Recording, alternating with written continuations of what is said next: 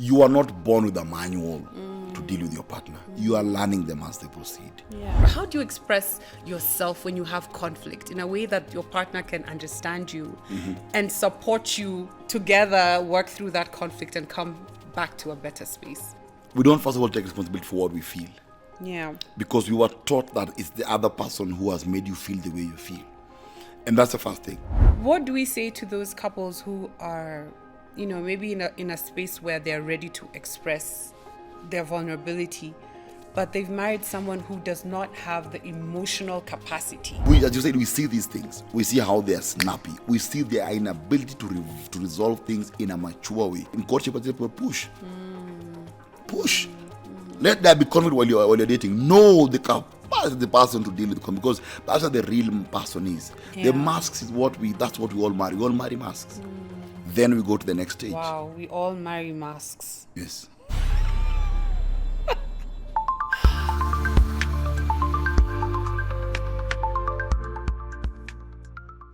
Welcome to Marriage Kindergarten, Mrs. Salamba. Yes. How art thou? I'm doing great. It's always a good time and never a dull moment when I'm with you. So I'm happy to be here today. Welcome. Thank you. Welcome. Today we are looking at something interesting. Today I want us to look at conflict. Yeah. We've had our fair share of fights. Yes.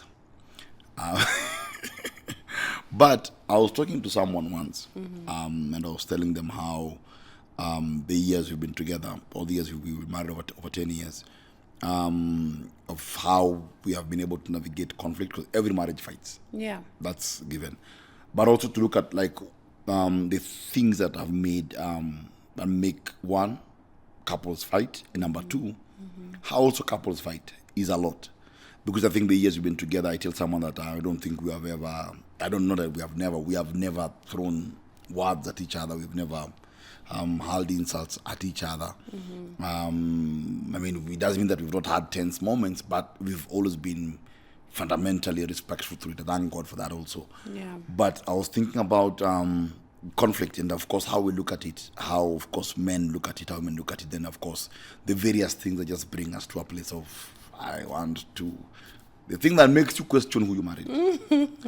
Yeah, because it can be intense. Yeah. And at times, it's not the absence of conflict that makes our marriages bad. My experience is that it's the maturity and ability for a couple to navigate the conflict and also to anticipate conflict. Now, that's where it becomes weird. Is it possible to anticipate conflict? I think as a man, it's a superpower.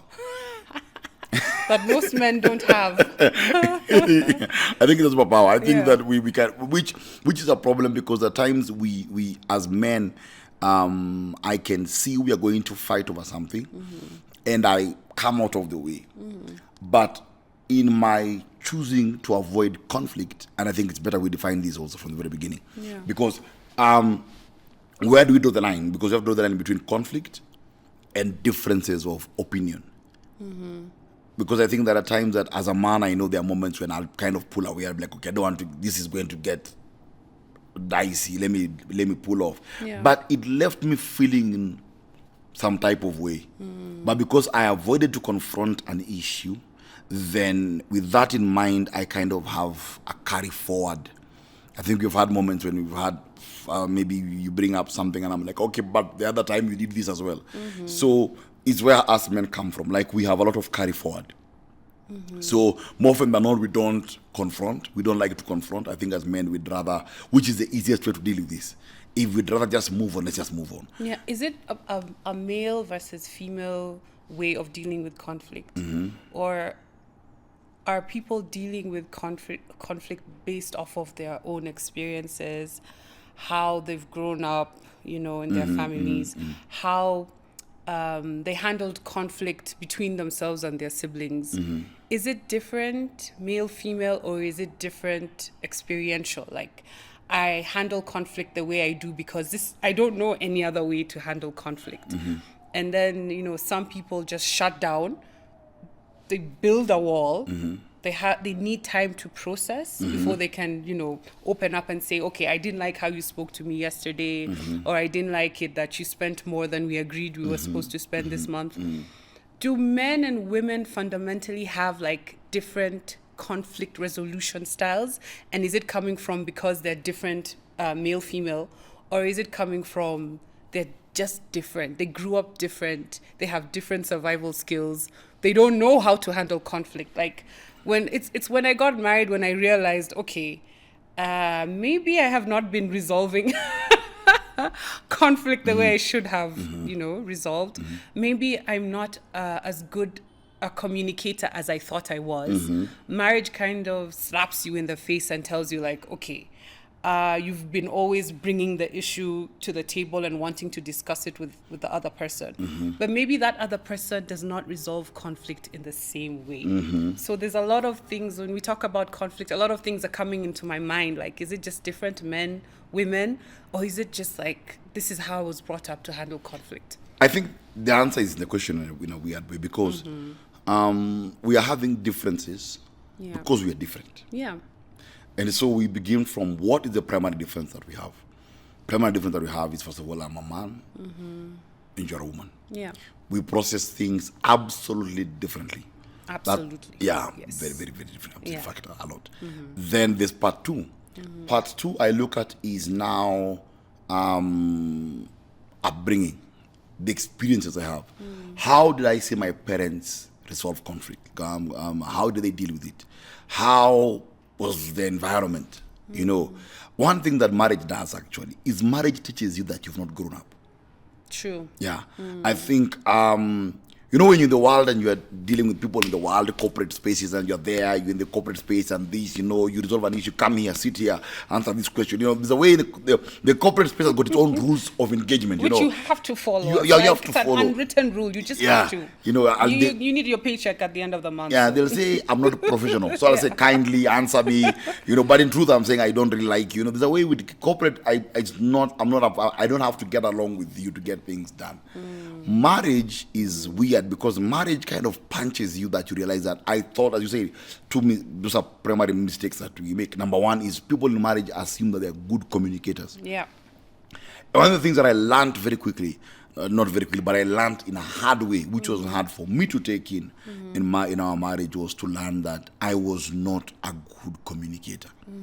And that's a kick on the teeth because you always think it's the other person who doesn't know how to communicate.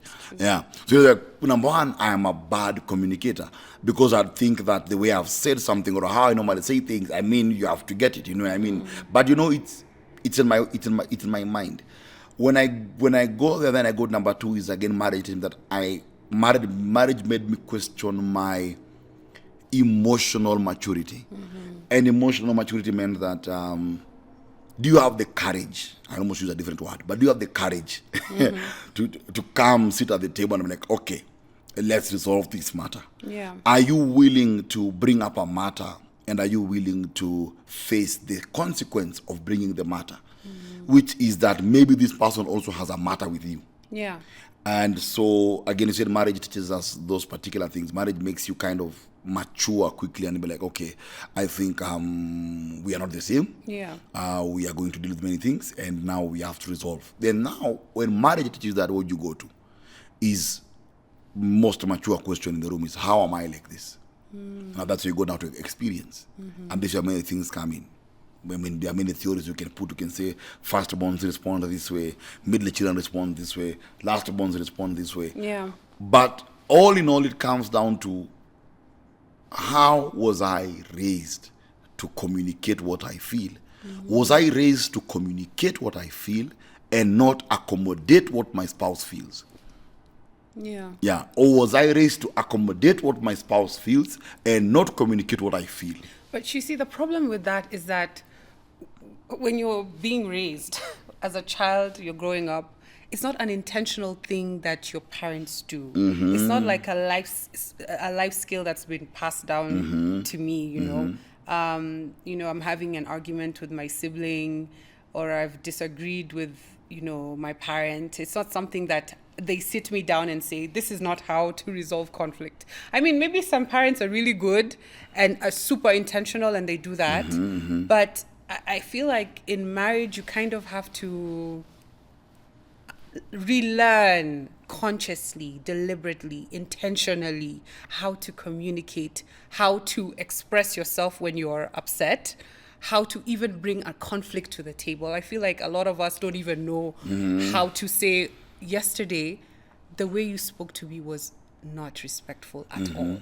Or I felt that, you not coming home on time hurt my feelings. We're very, I don't know, is it like a pride thing, or is it just, I just don't know how to express. How do you express yourself when you have conflict in a way that your partner can understand you and support you together, work through that conflict and come back to a better space? Because really, we don't know how to handle. But you see, I think one of the primary problems that we have is that we don't first of all take responsibility for what we feel. Yeah. Because we were taught that it's the other person who has made you feel the way you feel. And that's the first thing. Number two, we've never examined also what are our trigger points. Yeah. I think we normally look at what are our trigger points.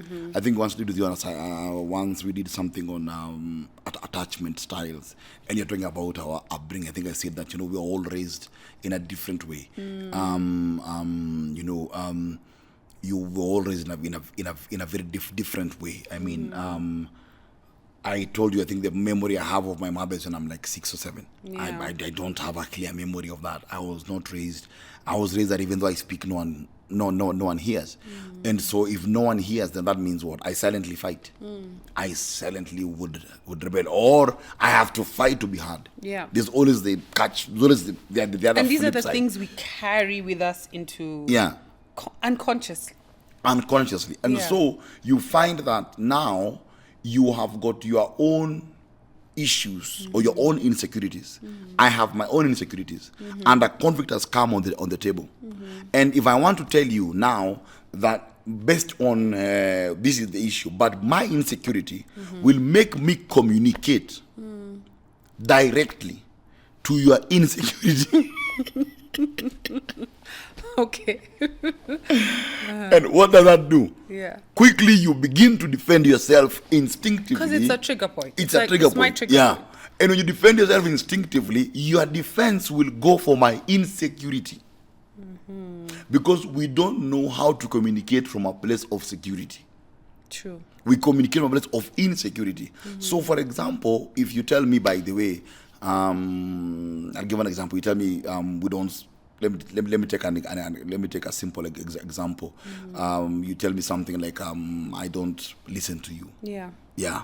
Or you tell me I don't spend time with you. What is the first thing that I'm reading? You saying I'm not spending time with you is you speaking your insecurity, not your security. Because if you speak your security, you'll tell me, let's spend time together today. You see? Yeah. But because I'm speaking my insecurity packages my language. Because all of us speak depending on where we are inclined. So most of us in marriage, we are not that we don't love each other, no, but we speak insecurity.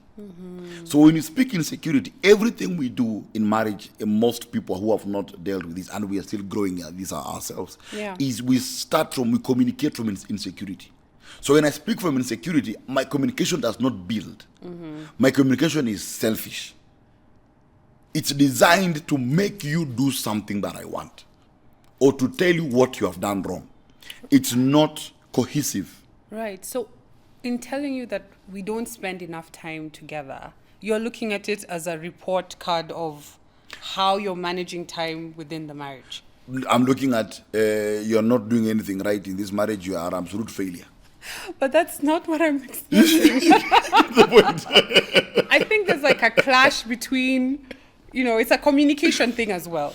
Because if I were to, in reality, say something like that, in my head, I would not think that the final outcome, your interpretation of what I said, was that you're not doing anything. Yeah. It would be me wanting us to spend time together. Yet I'm saying, I'm stating the fact that we're not spending enough time together.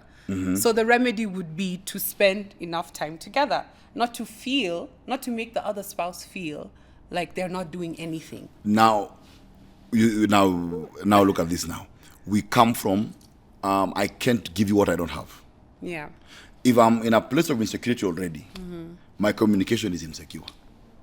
So now I'm putting a lot of, law used to call it, the onus is on the other person to interpret my insecurity that has attacked their insecurity, convert it like a factory, produce security.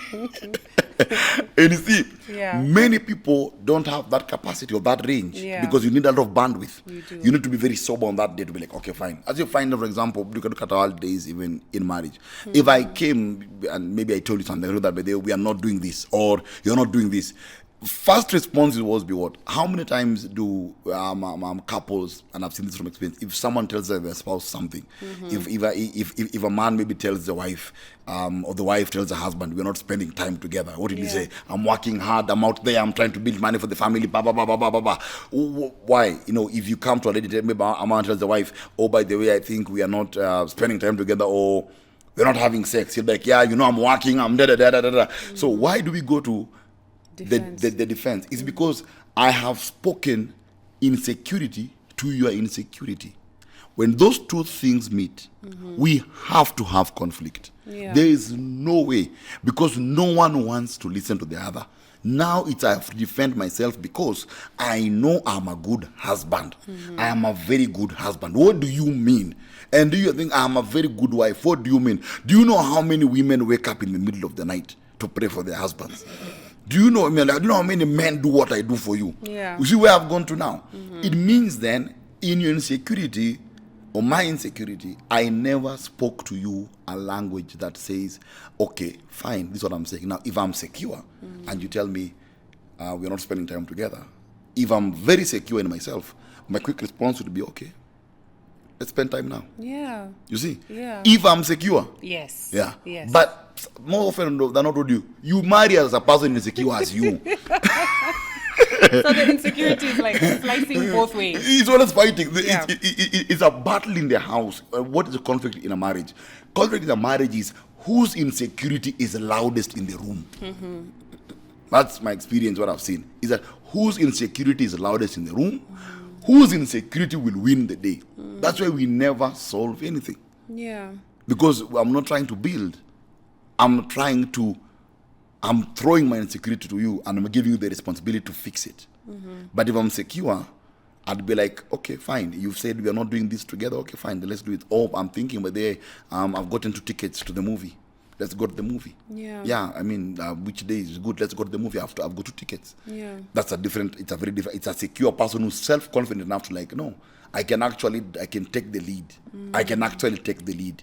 I've seen ladies who have slept on the bed and complain their husband have not touched them for 6 months. But you're sleeping hoping he touches her.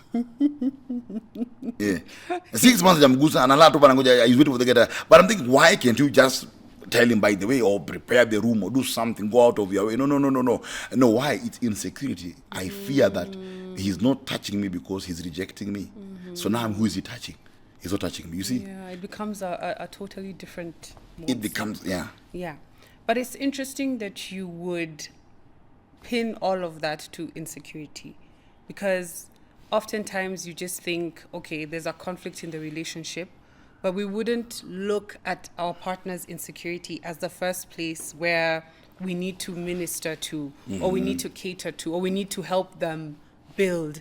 It's always like, okay, there's an issue, there's a communication issue in this marriage, let's resolve it. So it's like we're always trying to manage the symptoms, the outcomes of our conflict, but not really having real conversations to understand what is the root of this conflict really. And how can we as couples come to the place where, like, I'm vulnerable enough to be like, okay, today, I don't know what it is, but I'm just not feeling myself. I'm feeling low, I'm feeling vulnerable, I'm feeling dejected, I'm feeling rejected. Help me. whatever is coming out of my mouth is coming from a place of insecurity. So how, as a spouse, do I identify that is insecurity in myself, and how can another partner help that spouse walk out of it? How do we build each other?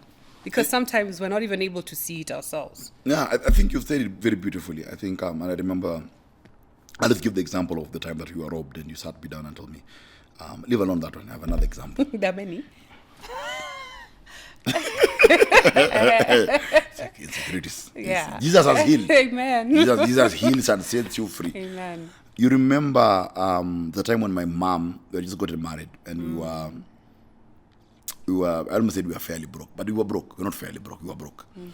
Fairly broke is not broke. In the trenches. Yeah, we were remarkably broke. Yeah. And so, and my mom gave us that flour,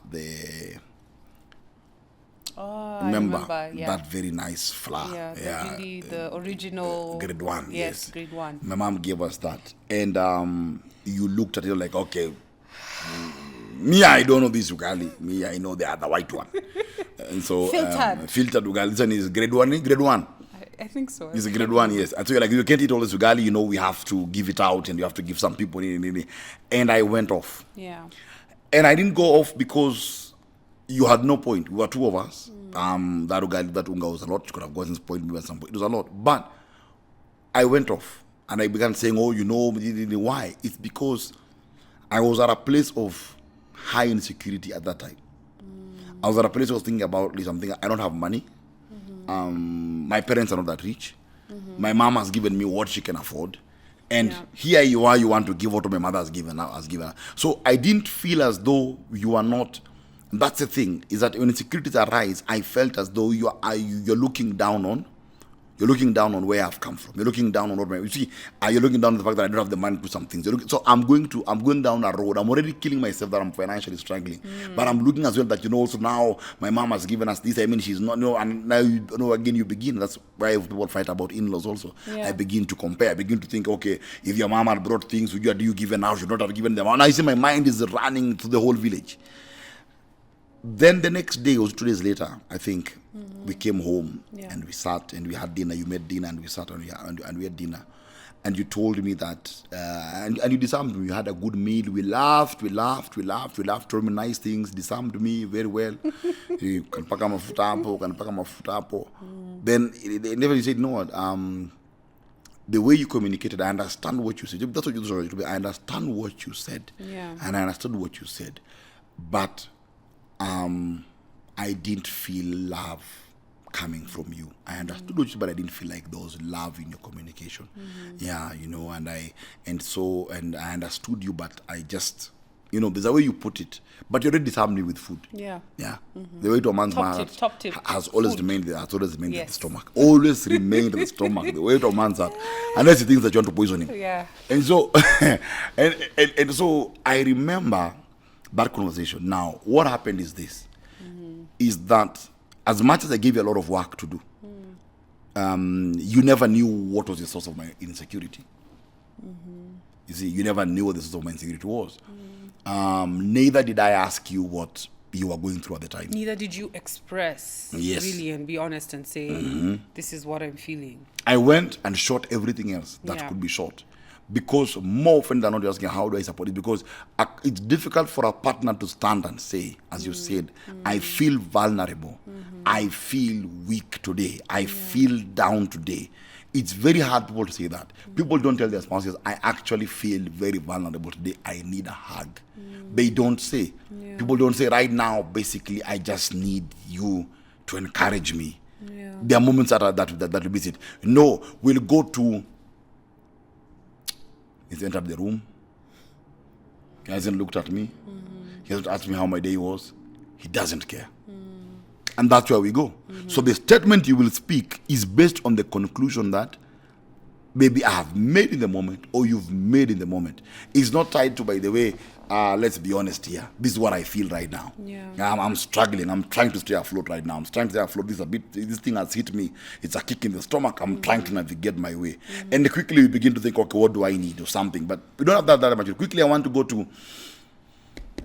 Yeah. we don't have the maturity to express that we have those needs. And sometimes we're married to a partner who's not able to accommodate. But that's not me. No. For the sake of the viewers, it's good. No, it's not true. What do we say to those couples who are, maybe in a space where they're ready to express their vulnerability, but they've married someone who does not have the emotional capacity, the emotional intelligence to even take that in, process it, and try and support their partner out of it?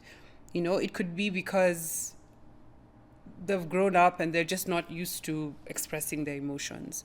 They're not used to being vulnerable or just, having a heart-to-heart with their partner. How are they able to move through conflict when conflict is not just, on the top? It's a deep-rooted insecurity thing. If my partner does not have the capacity to take in my emotions, how do we manage that relationship? How do we come out of that conflict? I think apart from prayer. Yeah. Because you know what is a prayer? Okay, prayer and you have to get back in time. Yeah. On our first episode, we talked about friendship. Yes. And I think the biggest issue we have in many marriages, and I think we have seen this. We did something with you many years ago. We talked about the 3 levels of intimacy. You remember? Yeah. Emotional intimacy. We said the first level of emotional intimacy is masks.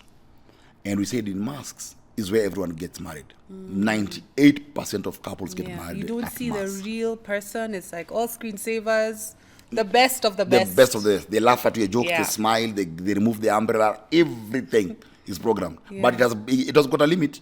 Got to sell by date. And if you're keen during courtship, you can kind of... You actually see it. You can see behind the mask, you're like, something's not adding up here. But we have to be awake during courtship. Really. Yeah, but the cologne got you. He smells so nice. They smell good. Smells so nice, yes. So something got, and you chose to ignore. Yeah. And so you find that, as you said, we see these things. We see how they're snappy. We see their inability to resolve things in a mature way. Yeah. We see those things during conflict, but it's the mask stage. What is the mask stage? The mask stage is I'm avoiding even to show you that I'm angry. You are late by 3 hours and I smile. It's okay, baby, it's fine. No, it's fine. I'm glad you're here. I'm glad you're here. When you get married, what do you know? You know that even though I'm 4 hours late, this guy understands. There'll be a smile waiting for me. After getting married, I'm like, why are you late? I drive the car and I go, the guy changed. He never changed. Yeah. And that is why I always say people in courtship also advise those who are not married. In courtship, I say people push. Push. Let there be conflict while you're dating. No, the person to deal with conflict, because that's what the real person is. The masks is that's what we all marry. We all marry masks. Then we go to the next stage. Wow, we all marry masks. Yes. Do I get in trouble for that statement? Do I get in trouble for that statement? Are we still going home together? Yes, we are going. It's good. I just confirm. I'm just grateful that we've had enough time to, to peel the mask. to peel the mask off. Well, if you told me this when I'm newly married, I'd be like, okay, what have I gotten myself into? But you see, because we all marry masks. Because look at, even when you're dating, how quickly at times, even me and you would work to resolve a matter. When we're dating, we never let the sun go down. When we're dating, we tell each other, I believe what the Bible says, don't let the sun go down when you're angry. Yes. Then cometh the marriage. I have a real life example of that mask, but I wouldn't mention it. But I thank God that we've lived through those masks. Okay. Yeah. Are you talking about me? No. Are you talking about someone else? Go on. The second level of intimacy. Second level of intimacy is now the demand stage. Now, demand is now, we've come to a place whereby we're together, and now there's something I expect from you. Again, I go back to 98% of our expectations don't come from a place of security. Yeah. They come from a place of insecurity. Because in marriage, we are not wired to think to give. We are wired to think to take. So I'm always searching for that thing that I need to complete the whole that I have. Yes. So from my partner, I'm always seeking for the the equation must balance. The equation must balance. What can he give or she give to make me level? Yes, I need, what do I need from you? Yes, this is my demands. Yeah. So when I'm demanding now, why that's what you hear. We don't spend time together. That's a demand. You see? We're not having enough sex. That's a demand. You don't do this for me. You don't do this. It's a demand. We're now in the demand, and many marriages die at demand. Because demand kills the marriage. Because, at masks... Can we ever look at demand from a positive perspective? Because there's like a threshold we need to meet in meeting our partner's needs. Like the examples you gave, sex, we don't spend enough time together. Is it ideally a bad demand? It's like, I need this for the marriage to feel connected and complete. Is it always from a bad place when we talk about demand? I think if you look at it as a demand, I think it does not come from a good place. Why is it? Because it's because I expect natural expectation. And you'd expect that I'd love to spend time with you. That's a general expectation. You expect I want to spend time with you, I want to sit with you, I want to spend time with you, I want to be around you. I don't have to beg to spend time with you. I don't have to now say we're not spending time together. I should be thinking I want to spend time with you. I want to see you. I want to be around you. I shouldn't be thinking about it's a process. There's a protocol here, there's a process to see my wife or spend time with my wife. There's a protocol to it, I don't think we should be thinking about I'm in the marriage and I'm not having enough sex or what. I don't think that when you're married, you should be in a place of no. I'm enjoying to have sex with my spouse. I look forward to it. In fact, I am here. I am available. I'm ready to spend time with you. I'm ready to have fun with you. I'm ready to do something with you. There's that part whereby it's just supposed to be there because it's there. It's not because you are demanding. But you see, when it becomes to a demand, when you hear someone, I saw a guy in the office a few years ago who the wife was hitting him on the ladder. Him, who are you sleeping with outside there? You don't even touch me. What kind of a man are you? How does that man sleep with you? He's ticking a box. Yeah. You see, we don't spend time together. We have to spend time together. Let's go to Zanzibar. But I don't want to spend time with you. I mean, I saw this is very silly. But I saw a thing today. Some funny meme someone sent of a guy. The mother telling him that you want to do what you want. This is not your house. Then he gets married. Then the wife tells him, yes, you can do what you want. This is not your mother's house. Wow. Then the guy next to him, he's at the pub. Okay. So where does he go? Yeah. But I'm just coming to the So I'm just coming to the point whereby I'm looking at it, I'm thinking that demand is basically that now my insecurities are becoming ripe, and I am not trusting you with my scars, but I am believing that you need to remedy them. Right. You have a responsibility to remedy my scars. So the spouse has a responsibility to remedy scars that they don't know exist. They don't even know exist. Wow. I said, now you start now, you didn't, and you see, so you see, in whatever, and you see now what happens is that in masks, we know how to, the people who know how to have mastered how to cover their scars. They will not show their wound. They won't show their scars. That's the first thing. They will not show them. Because also someone who on the first date comes and tells you, by the way, I'm 25 years old, I am an orphan, my father was abducted by aliens, and so here I am. Quickly you think something's wrong with this person. Because also they are bringing the insecurity too fast. Insecurity has got a balance. It has a balance. You also look at the person's capacity. I'm a single mother of 6, and I'm looking for a man who'll do 1, 2, 3. If we can't that go, you're throwing insecurity too early. Relax again. So in the mask stage is that I have an insecurity, you have an insecurity. But I'm willing and deliberate to forego my insecurities or pretend they are not there for a period of time. But I have bandwidth. There's a way I can't, it's not sustainable. You can't sustain it. At the point the rubber meets the road, you will not sustain it. Now again, because it's just like at work. Same thing we do at work. What people do at work, a boss would yell at someone in the office. And the person will just go and keep quiet. Yes, sir. Yes, madam. Yes, madam. Why? I have insecurities, yes, but I'll cover them because right now is not the place. I can pretend for 4 hours and go home. But now we're in the house. Do you think we can pretend a bit at the house as well? No. Now the rubber meets the road. We have seen too many things. You've been working for 15, 20 years and you've never talked back to your boss. You've never talked back to your colleague who's a terrorist every single day. But yet at home, it's like, it's clockwork. Yeah, they've not seen you wake up in the morning. They have not seen you without makeup. Yeah. So it's different. It's the same but different. Yeah, we have entered into. But if you take that, my perspective is that when I enter into demand stage, I'm demanding now, and I'm going to what my insecurities need. So if I have a need for touch, or maybe if I feel that if you touch me, I feel secure. I feel like you are mine. I feel like I belong. What begins to be, I begin to complain about how much you don't touch me. Because I am in need of that. It makes me know that you have no one else you're touching. Yeah. But in truth, I'm afraid that you are leaving.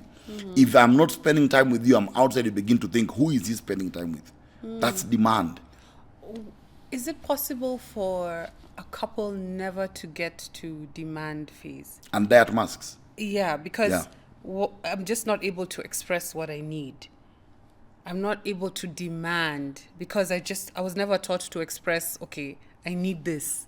I need you to come home early and have dinner with me. I need you to hug me when I come. Like, do you get what I'm saying? Like, sometimes you're at the mask stage because you just don't know how to communicate. Now, just draw conflict at a mask stage.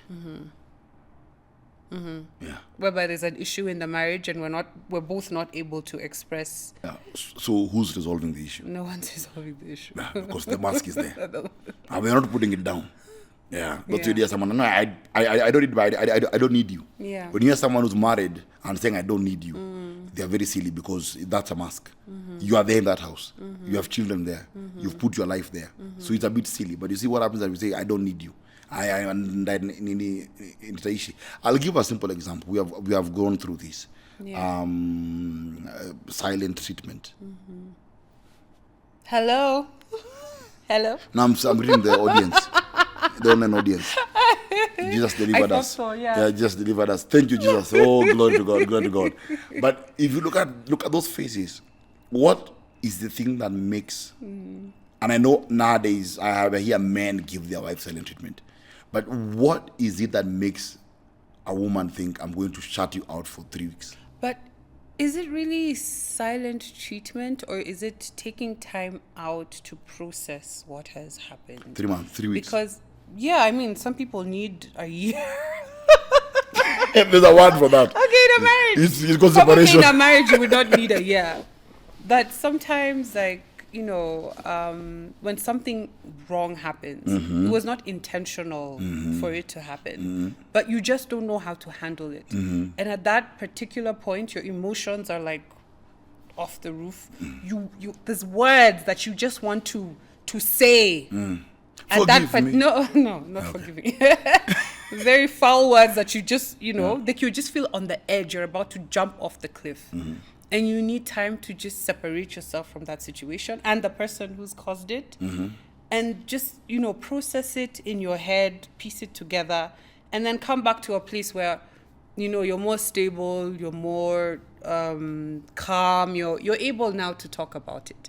For me, that's what silent treatment is. Like, I just need a moment to recalibrate. Because if I'm remaining in this situation, in the same space as this person who's pissed me off, then it's not going to be good. So for some people, that's a way of managing conflict. And if your partner does not understand off the cuff that you just need time, you just need space, and that you're okay, it's not that, you know, we're separating or anything. Whatever has happened is overwhelming for that partner, and they just need to take a few steps back and then come back later. So it's just a moment to, you know, check in with a person. Are you okay? Is there anything you need? But to also respect that that's their way of processing conflict. And I kind of think that sometimes in marriages, we need to look at that through a different lens and not call it silent treatment. Just call it some time that your partner needs. You know, the to process. The people who watches and be like, that lady is talking absolutely. It's not silent treatment. It's what? But I've got a big but. Yeah. A very big one. Yes.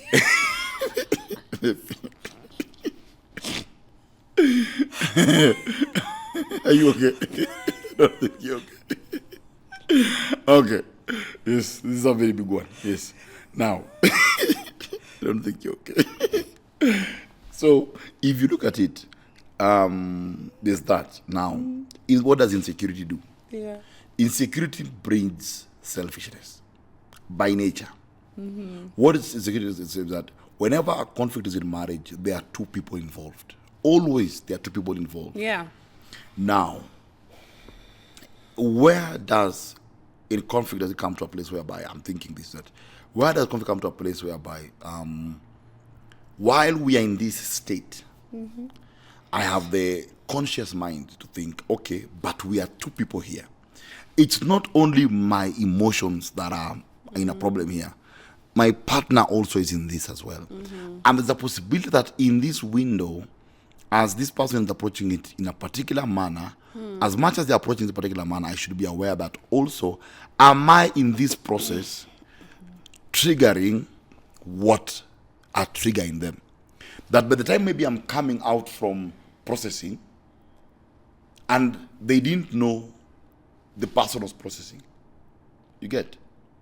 Because more often in most things, silent treatment, that's what happens. Is that someone decides, I want to keep quiet and I'm going to deal with this and let me just keep quiet.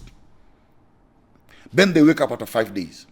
Now I have statistics. 5 days in January, 6 days in February, 10 days in March, 5 days in April. Go like that. When you get to October, you have almost 80, 90 days of absolute silence. That is a lot of muscle memory. Now, what happens from my experience that when you find now many couples go through that now, by the time now there's a big conflict and this person decides to take a week, this person is already used to almost spending half the year in silence. Now they have already learned to adapt. No, in adaptation, what happens is that now this person trains themselves that they have gone to this state, now I can do what I want to do. But remember, they are also human beings with emotions. They are not void of emotions. Because I'm angry or I'm hurt by you, doesn't take away that you don't have emotions. Yeah. Doesn't take away that maybe you feel bad that you made me feel bad. But what am I doing? In the process, because I don't understand what is taking place or you don't understand what I'm doing, then you feel like I'm punishing you. When you feel like I'm punishing you, what is the natural instinct? It depends. What does punishment trigger in you? Does punishment in you trigger love? Does punishment in you trigger rejection? What does it trigger? When that trigger builds over time, what happens? You will draw a conclusion. And now you'll go to, by the way, my husband doesn't care. So by the time I'm coming back, I've woken up after 3 weeks. I've come to the house now. Now I want us to talk about this matter. You talk, I listen. I'm talk about, and I'm talking to you, and you just listen. You look at me, you listen. But you listen, me, I left this WhatsApp group a long time ago, dude. While you were away, I found a new life now. Now you have begun posting on WhatsApp. Stop me or hewa. So what happens now is that now you've moved. Now you've learned how to adapt to this person because it is not the best way. Why? It's because in the process, if I'm secure, when I am secure and you are secure, then I'll tell you this thing is heavy and I need 3 hours. Give me 4, 5 hours or go to work. We'll talk in the evening. We go. Now, when you're telling me that, I need to trust you that in the evening when I come back, you will tell me, babe, sit here. That matter, now let's address it now. What have you done? In the process of the conflict, you have been vulnerable enough and mature enough to create the parameters for healing, to create the parameters for conflict resolution. You're telling the person, I understand right now, but right now I'm a bit angry to deal with this and I'm over the roof. I need time. And now go. In the evening, when you come back, I will initiate the next meeting. This is where the gap comes in now. In many couples, you find that, because that's an attachment problem. Yeah. In most couples, you find that those who are normally avoidant will retreat quickly. Yeah. Those who are anxious are wondering, what have I done wrong? Let's resolve, what's happening. Is the house burning? Now, the mistake happens is that for me to give you space because I am avoidant, now, to silence your anxiety, I should be the one to come back and say, now, let us talk. The problem is that people go process. Then after they process, because of insecurity, then now they sit there like, let me wait for the person to bring up the issue. Yeah. If they never bring up the issue. Yeah, I mean, you're just saying that, and I'm trying to think, because we're in a marriage and it's a partnership, and I'm trying to bring us both into a place where, we're stable, we're calm, we can be vulnerable in the relationship. And I understand your attachment style is avoidant. If we've come to the place where we understand each other's, conflict processing methodologies, Making it sound very scientific. Yeah. I can be like, okay, I understand that my partner is avoidant and they're not able to express, or to work through an issue when it's hot and they need time. Is it not possible to now shift the onus to the other partner who's not avoidant, right? To have the emotional intelligence or because they're aware of how their partner is, to give that time and then come back and say, okay, are you okay? Like, can we talk about what happened yesterday? Are you, and then have the security in and within themselves to be like, okay, if you're not ready to talk about this now, I'll give you more time. We can pick this up when you're ready. Is it possible? Because we're in a marriage and we're trying to support each other, right? And it's not always easy to like switch your conflict management style to mesh with your partner, right? And we need to support each other even within the conflicts and through the conflicts to really understand each other and help each other come back to the table and discuss. I kind of feel like as an avoidant or as an anxious, I need support from my spouse to bring me back into the table. I need my spouse to understand me, to be patient with me, to love me through the issue, to really keep that door open so that I'm able to be like, okay, I need to come out of this space and I need to resolve this issue. So looking at it from a support perspective and not like, okay, you need to take responsibility and bring that issue back to the table. Actually, of course, I've looked at it from a way of what? How do I? I'm thinking about a concept. How do I bring an avoided couple and an anxious couple together into a room? Because this is where the gap comes in. Yeah. And the gap comes in that we are in a partnership. Now, when the Bible, God says, "Husbands, submit to your wives," and the other one, and we learned that through revelation that it's normally opposite. Now, it's very natural for an avoidant person to say, for another to keep quiet.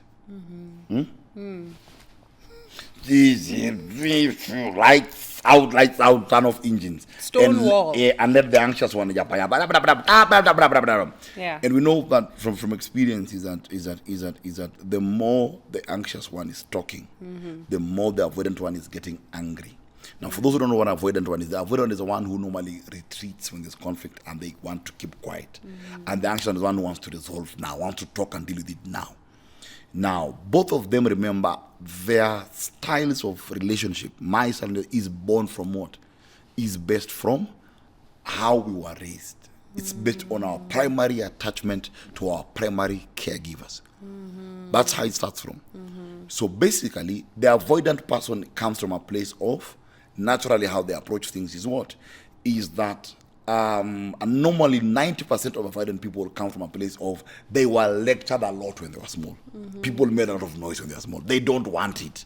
They want silence. You see, the anxious person on the other hand is the one who comes from a place of no one listened to me when I was small and I have to be listened to now.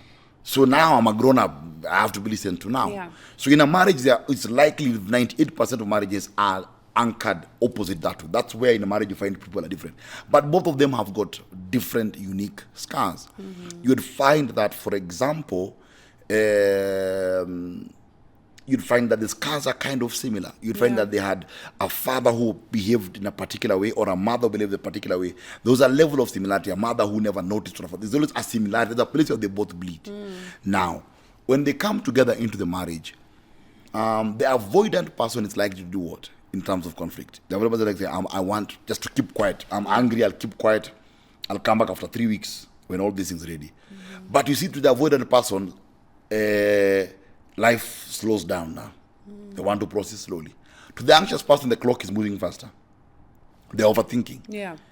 More often than not, you find that avoidant couples took time to process, and the anxious person translated it and made a decision that hurt the marriage. Statistically, they assume that this silence means divorce. Yeah. Because to the anxious person, no one listens to me. And if no one listens to me, even in the marriage, I'm trying to talk to you and you're not listening to me, then I'm like, then you don't love me anymore. Yeah. You don't want me anymore. You don't do all this anymore. When the anxiety rises, many of them make, both men and women, it cuts across, make decisions that are dangerous to the marriage. They can conclude even in their head and say, I'll never talk to him again, or I'll never talk to her again, we are done. Or let me go call my ex or something. Let me go. All the time, if you look at most of them, something that began. Now, the avoidant, on the other hand, is very different also. The avoidant now will go into silence. Yeah. When the anxious person keeps on making anything now, 90% of time what happens? If the man is the avoidant one, he comes home now late. He'll come home late, go to the bar, come home late, come to make noise. Now Literally avoid. Literally avoid. Yes. Yeah. If the woman is avoidant and she's not in that kind of lifestyle, then you'll find what? She'll get lost into the children. Yeah. She'll sit with the kids, do them homework, stay with them at night, plait their hair, remove it again, plait it again, remove again, dye their hair, wash the dye.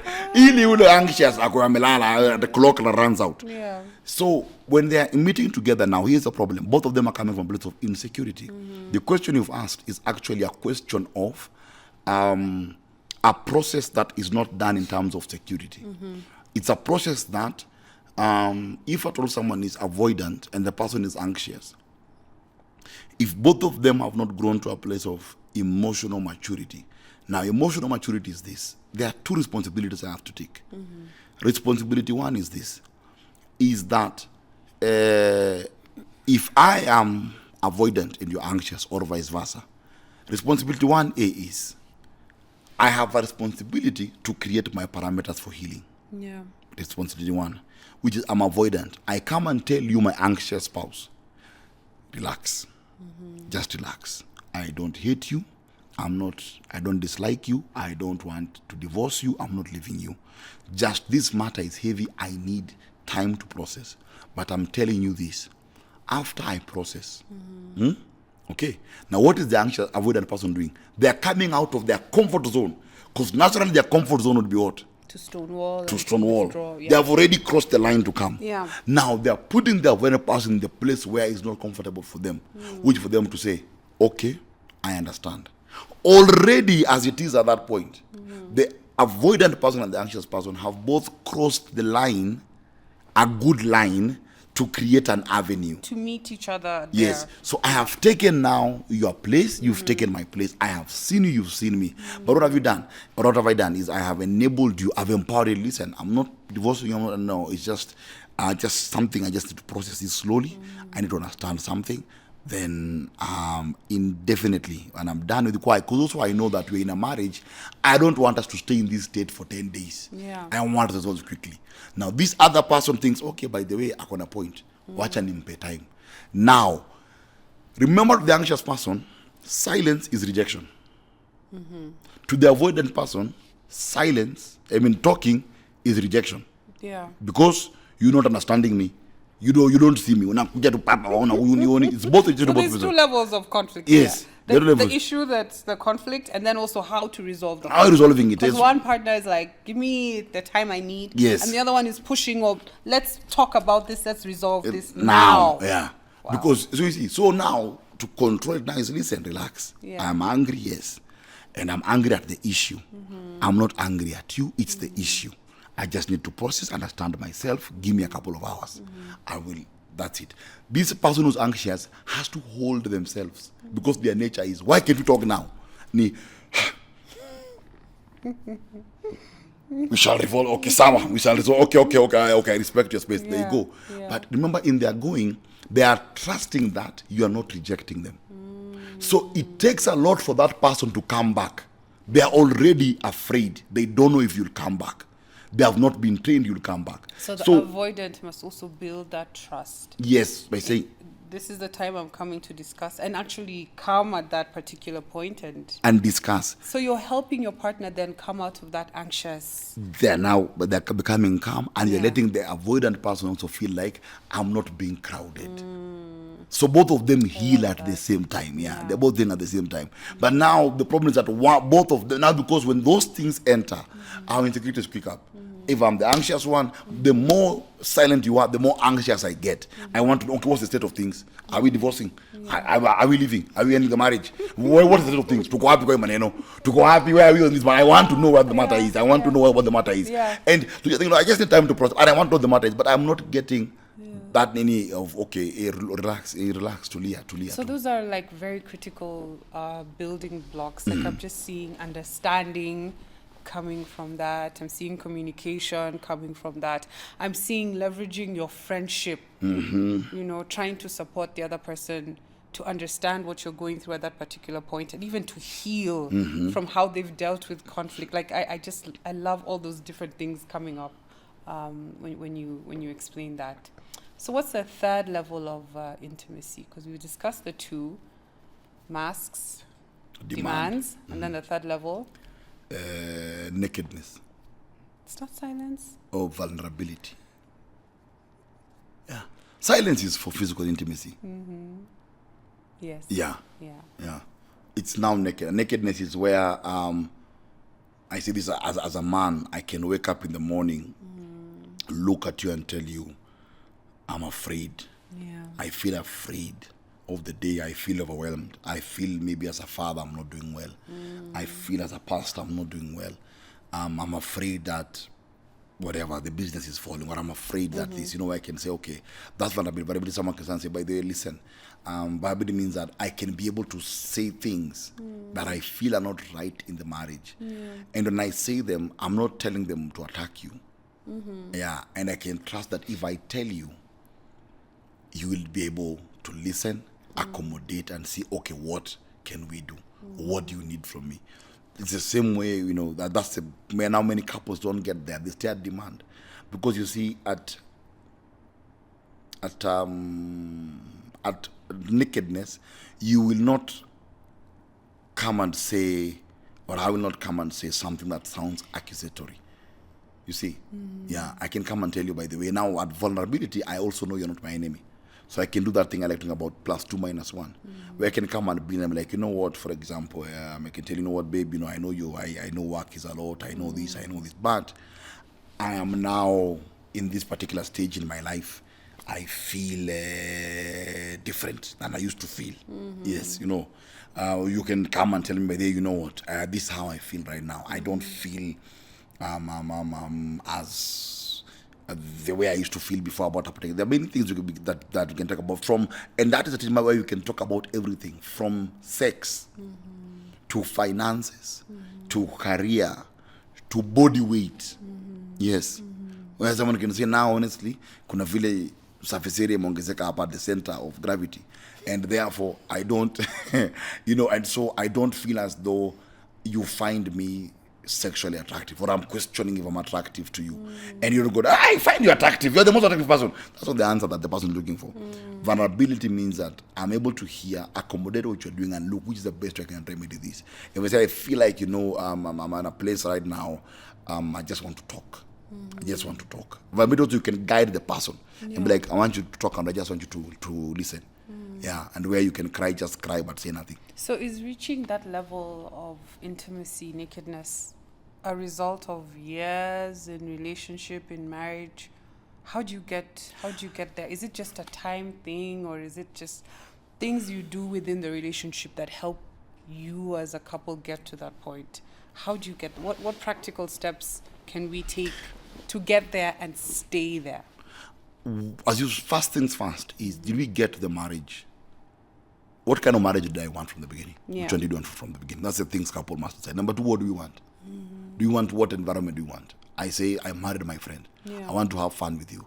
I don't want to maybe have to do a prayer.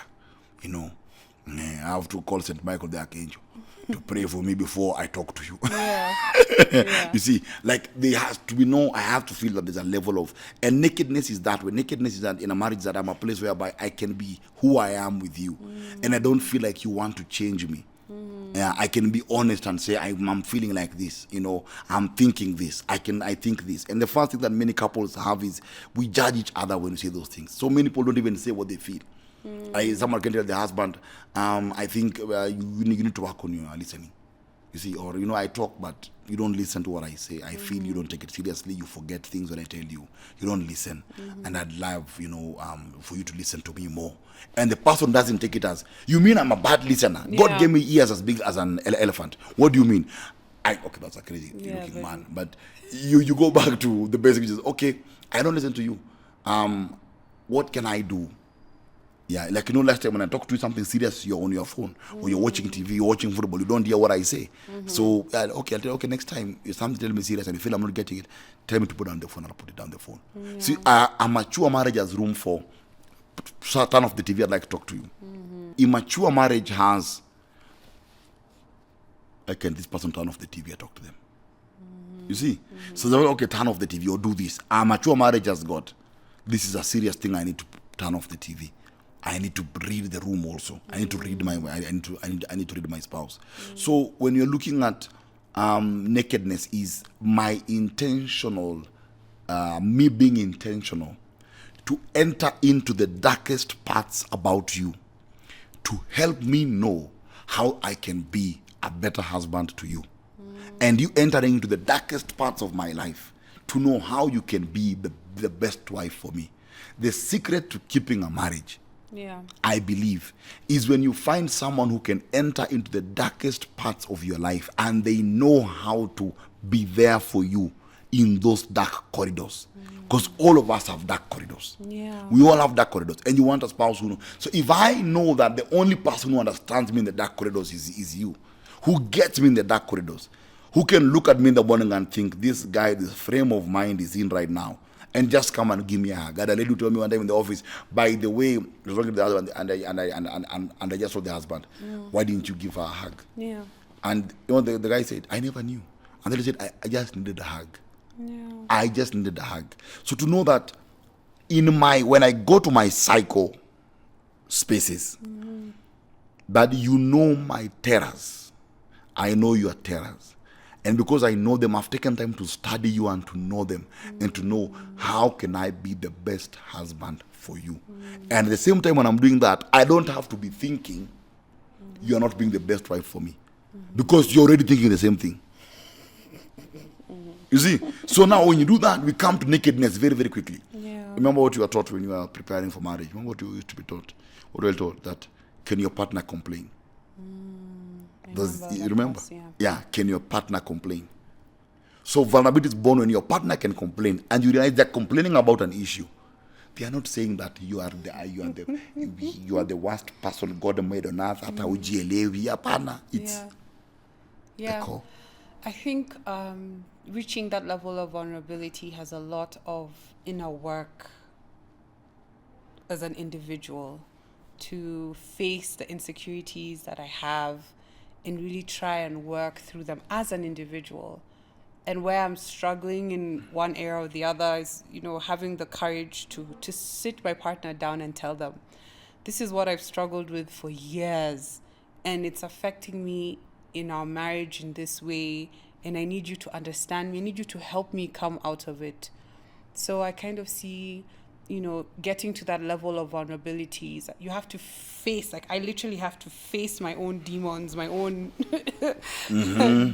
gaping holes that I'm dealing with, and be able to come to the place where I'm courageous enough to even open up to you and say, these are my demons. These are my demons.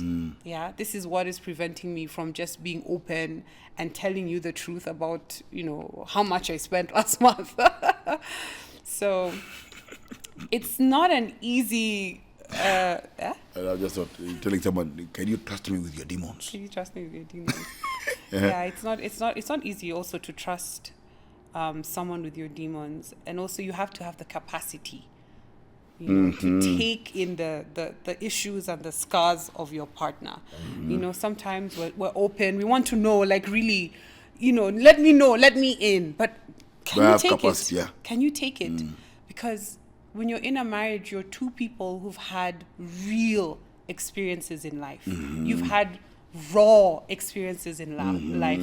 You've had experiences that can literally break someone. So for me to come to a place where I've dealt with those issues, I've dealt with my scars, I've dealt with my losses, growing up, as a woman, as a teenager, as a young lady, and being able to be honest with myself and bring that to the table in a marriage, I think that is very key in getting us to a place where we can be naked. We can have that level of intimacy where everything is on the table. There are no more masks. There are no more demands. This is what I need. This is who I am. And this is how you can support me. And I think this is something that takes years. And trust, and it also takes years. and It also takes time and honesty and trust, and there's so many things that make up that pot. and grace.